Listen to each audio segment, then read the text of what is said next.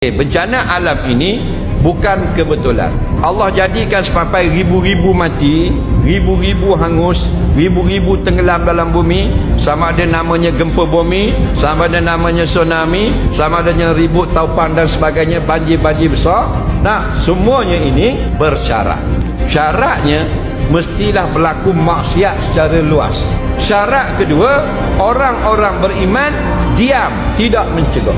Bila dah sudah kita yang baik-baik tidak cegah, Allah akan membinasakan, yakni menjadikan bencana, menyebabkan amah dan khasah.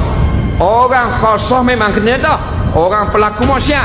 Amah, orang awam kena juga. Tok Imam, Tok Bilal mati juga.